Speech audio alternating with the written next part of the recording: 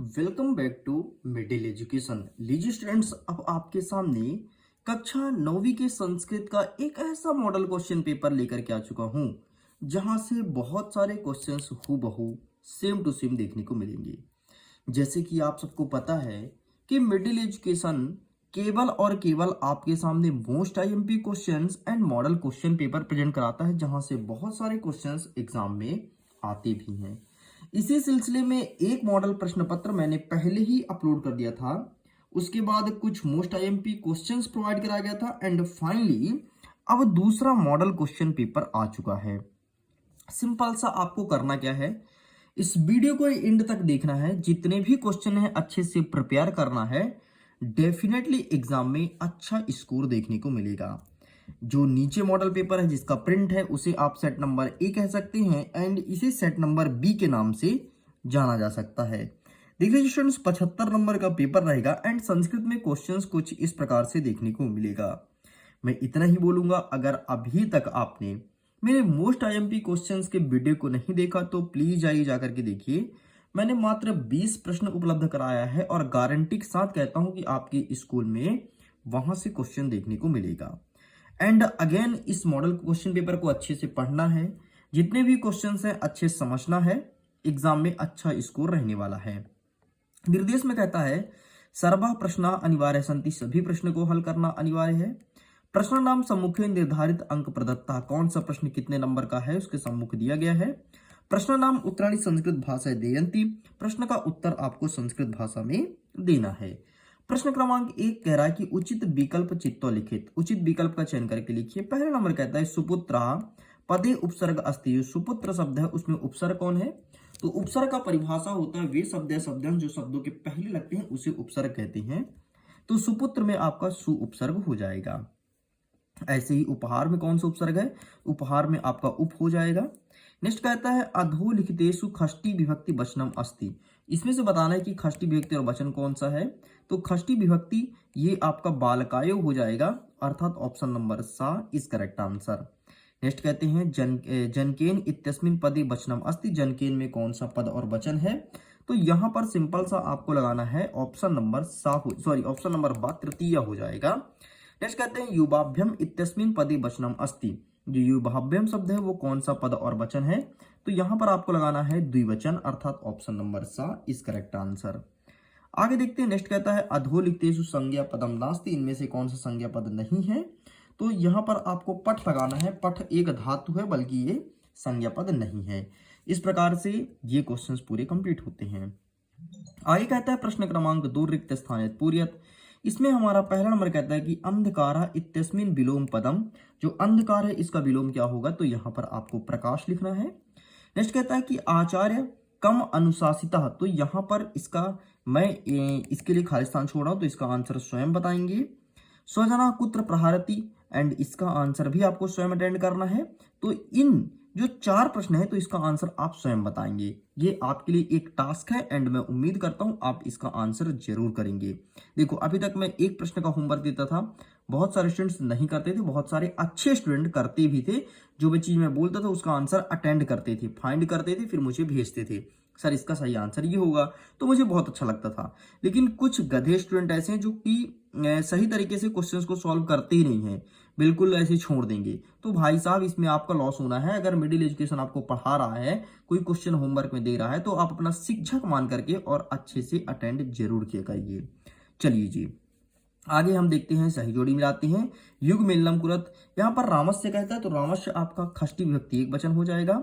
फला नाम आपका हो जाएगा सिंपल सा खष्टी विभक्ति बहुवचन हो जाएगा। ठीक है, एक वचन में रामस्य, फला नाम में खष्टी विभक्ति बहुवचन। लतायो आपका हो जाएगा चतुर्थी विभक्ति एक वचन। यदि मैं कवो की बात करता हूं तो कवो हो जाएगा आपका संतवी विभक्ति एक वचन। भानुना आपका हो जाएगा तृतीय विभक्ति एक वचन एंड सुपुत्र में सु आपका उपसर्ग हो जाएगा। इस प्रकार से भी कंप्लीट होता है। नेक्स्ट कहता है एक वाक्य में उत्तर लिखना है। हमारा प्रश्न क्रमांक 1 कह रहा है कि बालकः अधुना पठति इत्यस्मिन् पदे अव्ययम किम, इनमें से अव्यय कौन सा है, तो इसमें अव्यय हो जाएगा आपका अधुना। नेक्स्ट धनम विना जीवनम व्यथा भवति इत्यस्मिन् वाक्ये अव्यय पदम किम, तो इसका सही आंसर आपको व्यथा लिखना है। अथ रामायणे कथा अभ्यन्ते इत्यस्मिन् वाक्य अव्यय पदम किम, तो यहाँ पर आपको कथा लिखना है। नेक्स्ट कहता है दो अव्यय पदम लिखा, तो दो अव्यय पद आप कुछ भी लिख सकते हैं, जैसे शनै शनै लिख दीजिए, ठीक है। और इसी से देख लो, इसमें क्या वृथा था तो वृथा भी लिख सकते हैं। नेक्स्ट कहता है कोल्हालम माह कुरः इत्यस्मिन् वाक्ये अव्यय पदम, तो इसमें माँ हो जाएगा। एंड गजा शनैः शनैः चलति, तो इसमें अव्यय पद आपका शनैः शनैः हो जाएगा। इस प्रकार से आपको शनैः शनैः लिखना है। आगे बढ़ते हैं। शुद्ध वाक्य समक्ष आ, अशुद्ध वाक्य समक्ष ना लिखत, मतलब जो सही है उसमें आम लिखना है, जो अशुद्ध है गलत है उसमें ना लिखना है। पहला नंबर कहता है कि नास्ति इत्यस्मिन् पदे व्यंजन संधि अस्ति, जो नास्ति है वो क्या व्यंजन संधि है, तो यहाँ पर नास्ति आपका व्यंजन संधि नहीं है तो ना कर देना है। दीर्घ संधि उदाहरण मनोहरा, मनोहर, मनोहर आपका दीर्घ संधि तो बिल्कुल हाँ कर देना है, मतलब आम। सुरेशा यण संधि उदाहरण अस्ति, जो सुरेशा है वो यण संधि का एग्जाम्पल है तो ना कर देना है। सदैव आपका वृद्धि संधि का एग्जाम्पल है, बिल्कुल हाँ कर देना है।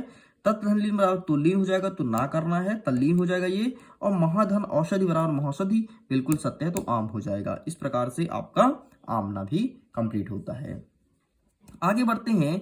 कवि वाणी की कथयति, इन सभी प्रश्न का आंसर मैं ऑलरेडी दे चुका हूं। अगर आपने उस वीडियो को नहीं देखा तो मैं दिखा देता हूं वीडियो कौन सा है, जिसमें मैंने 20 मोस्ट आईएमपी क्वेश्चंस को कवर किया था। एंड यकीन मानिए वही पूरे के पूरे क्वेश्चंस इस क्वेश्चन में, इस पेपर में डाले गए हैं। देख लीजिए, कवि वाणी की कथयति, ये देखो मैंने इस क्वेश्चन को टिक लिखा दिया था।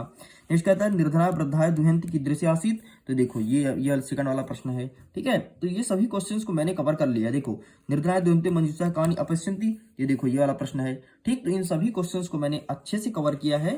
तो अगर आपने उसे नहीं देखा तो प्लीज जाइए जाकर के जरूर देखिएगा, ठीक है। एक एक प्रश्न का उत्तर दिया गया है, बाकायदे आपको समझाया गया है एक एक प्रश्न को। तो वीडियो का लिंक वीडियो के डिस्क्रिप्शन बॉक्स में और एंड स्क्रीन में मिल जाएगा। तो प्रश्न क्रमांक 10 तक आपको वहीं से ही पढ़ना है, इस चीज को ध्यान रखना। तो प्लीज जाइए जाकर के देख लीजिए।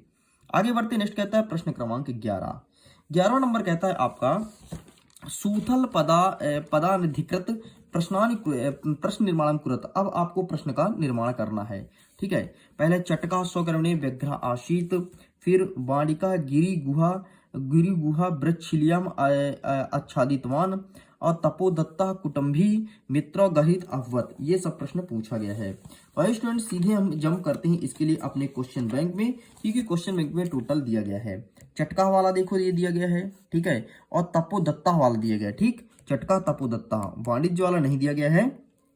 मतलब ये श्योर है कि आपके बहुत सारे क्वेश्चन बैंक से आ रहे हैं। एंड क्वेश्चन बैंक को मैंने अच्छे से पढ़ा रखा है, ठीक है। तो चटका वाला देख लेते हैं और तपोदत्त वाला। तो चटका वाला 8वें नंबर पे है, तपोदत्त वाला 9वें नंबर पे है। तो ये रहा 8वें नंबर का उत्तर, यहाँ पे कश्मीर हो जाएगा। और तपोदत्ता वाला ये रहा, ठीक। तो आपका क्या कह रहा है 12वां नंबर, अधोलिखिते वाक्य कह काम प्रति कथयति। अब कह और काम वाला बोला गया है। तो भू महाशय वाला एक प्रश्न दिया गया है, एक प्रश्न पुत्र के वाला, और दूसरा दिया धन्यवाद वाला। तो पुत्र के और धन्यवाद वाला आपके क्वेश्चन बैंक में दिया गया है, देख सकते हैं, तीसरा और चौथा। तो ये रहा भाई तीसरे नंबर का और चौथे नंबर का उत्तर। ये लिखना है, कहाँ में लिखना है, और काम प्रति में आपको तीसरा चौथा में क्या क्या लिखना है यहाँ पर लिखा गया है। तो प्लीज आप इसका फोटो क्लिक कर लीजिए। साइड करते हैं। 13वां नंबर कह रहा है कि वाच्य परिवर्तनम कुरत। अब आपको वाच्य में कन्वर्ट करना है। इसमें आगे बढ़े इसके पहले मैं आपसे यही बोलूंगा, अगर अभी तक आपने इस क्वेश्चन पेपर के पीडीएफ को डाउनलोड नहीं किया है, लिंक डिस्क्रिप्शन बॉक्स में है, जाइए जाकर के अपने इसी पीडीएफ को डाउनलोड कर लीजिए। देखिए पहला नंबर कहता है कि बाला पाठम पठति, कर्म वाच्य बनाना है। तो इसका हो जाएगा आपका सिंपल सा बालकेन पाठम पठति, ये चीज लिखना है। एंड सेकंड नंबर कहता है कि बालिका चित्रम दृश्यते, एक कृतवाच्य बनाना है। तो इसका हो जाएगा कि बालका चित्रम दृश्यति, ठीक। ये आपका कंप्लीट होता है। चलिए आगे बढ़ते हैं। प्रश्न क्रमांक 14 कहता है कि प्रश्न पत्रे समागत श्लोक विहाय स्व पाठ्य पुस्तकाम श्लोक मेकम एकम लिखत। मतलब आपको अपने पाठ्य पुस्तक से एक श्लोक लिखना है। मैं आपसे पहले ही बोल रखा था कि आपको 2 श्लोक प्रिपेयर करना है, एक एग्जाम में देखने को मिलेगा। एंड ये रहा भाई साहब आपके सामने पहला वाला श्लोक, एंड ये रहा आपके सामने दूसरा वाला श्लोक, ये रहा तीसरा, ये रहा चौथा, ये रहा 5वां। यहाँ पर 5 दिया गया है। मैं तो कहता हूँ 2 प्रिपेयर करना है तो दो तो आप प्रिपेयर कर ही सकते हैं, क्योंकि लिखना एक है, लेकिन अगर एक भूल जाएंगे तो आपका काम बहुत अच्छा करेगा। इसलिए इस बात को ध्यान रखिएगा, 2 प्रिपेयर कर लेना। लेकिन एक चीज और ध्यान रखना, आप वही श्लोक लिखना जो आपके इस प्रश्न पत्र में नहीं आया है। ओके स्टूडेंट्स, हमारा 15 नंबर कहता है अधोलिखित वाक्य शुद्ध कुरत, मतलब ये जो वाक्य लिखा है इसको सही करना है। यहाँ पर पहला नंबर लिखा है गुरु नमः, तो यहाँ पर हो जाएगा आपका गुरुवे नमः। एंड सेकंड नंबर कहता है रामः गृहं गच्छति, तो यहाँ पर हो जाएगा आपका रामः गृहं गच्छन्ति। एंड थर्ड नंबर छात्रा पाठम पठति, तो छात्रम पाठम पठन्ति। बस इतना लिख के कंप्लीट करना है। नेक्स्ट हमारा 16 नंबर कह रहा है प्रदत्त शब्द रिक्त स्थान पूरित कुरत, मतलब अब आपको रिक्त स्थान भरना है। पहला नंबर कहता है मना डैश डैश भवती, तो यहाँ पर हो जाएगा अन्नमयम। सेकंड नंबर कहता है नद्धा डैश डैश निसरंती, तो यहाँ पर आपको सिंपल सा लिख देना है। नेक्स्ट पर्वतात। नेक्स्ट आपको कहता है तुला डैश डैश आसित, तो यहाँ पर लौह घटता हो जाएगा। एंड चौथा नंबर कहता है कि जटायु डैश डैश बाम बाहु दशते, तो यहाँ पर सिंपल सा अब आपको तुंडेन कर देना है। इस प्रकार से ये भी कंप्लीट होता है। आगे बढ़ते हैं। 70 नंबर कहता है अधोलिखितानि वाक्यानि घटनाक्रमानुसार योजते, मतलब ये जो वाक्य है इसे घटनाक्रम के अनुसार जमाना है। एंड मैं चाहता हूँ इसका आंसर आप स्वयं दें, तो प्लीज कमेंट सेक्शन में इसका आंसर जरूर करिएगा। आगे बढ़ते हैं। 18 नंबर कहता है अधोलिखितेषु गद्यांश मेकस्य प्रश्न नाम उत्तराणि संस्कृत भाषा लिखत। अब जो गद्यांश पूछा है इसके प्रश्न का उत्तर संस्कृत भाषा में लिखना है, तो ध्यान से देखिएगा। थोड़ी मैं इसे जूम करता हूं ताकि प्रॉपर वे में आपका नजर आपके स्क्रीन पर रहे एंड एक एक प्रश्न के उत्तर को अच्छे से देख पाए। 1 सेकंड, जरा इसे मैं क्लियर कर देता हूं। ये रहा स्टूडेंट्स, यहाँ पर कहता है कि स्वर्ण काकस्य रहस्य का ज्ञानवती, तो यहाँ पर आपको लिखना है ईर्षस्य सा तस्य स्वर्ण काकस्य रहस्य ज्ञानवती। नेक्स्ट कहता है कि भो नीच काका इति का प्रवचते, तो ये रहा आपका यहाँ से स्टार्ट करना है एंड प्रवचते भो नीच काका, यहाँ तक लिख कंप्लीट करना है। नेक्स्ट कहता है तया स्वसुत्ता कथा नियुक्ता, तो इसका आंसर सूर्य तापे से स्टार्ट करके एंड नियुक्ता तक लिख के कंप्लीट करना है। आगे देख लेते हैं। अथवा में एक और प्रश्न है, तो ये मैं आपके लिए दे रहा हूँ, आप इसे अटेंड करना क्योंकि हमें तो एग्जाम में एक ही अटेंड करना है।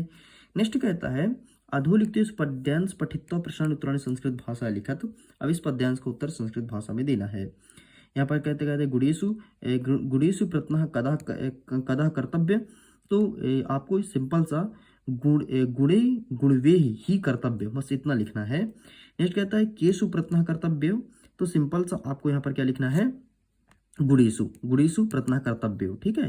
नेक्स्ट कहता है आपका गुणयुक्त दरिद्र कीदृशी भवति, तो गुणयुक्त दरिद्रो ये वाला पूरा लाइन लिख देना है, ठीक है। नीचे वाला पूरा लाइन आप लिख देंगे यहाँ पर। चलिए आगे बढ़ते हैं। इसके अथवा कहता है कि प्रिय वाक्य प्रदेन वाला पूछा है, तो वक्तव्यम इति पदे का प्रत्यय, तो वक्तव्यम में तव्यम प्रत्यय हो जाएगा। नेक्स्ट कहता है सर्व जंतवा केन तुष्यंती, तो यहाँ पर आपको लिखना है प्रिय वाक्य प्रदानेन सर्व तुष्यंती जंतवा। कुद्र दरिद्रता न भवते, तो यहाँ पर सिंपल सा आपको लिखना है कि तस्मात् तथैव वक्तव्यम वचने च दरिद्रता, बस इतना लिख के कंप्लीट करेंगे। आगे बढ़ते हैं। प्रश्न क्रमांक 20 कहता है अधोलिखित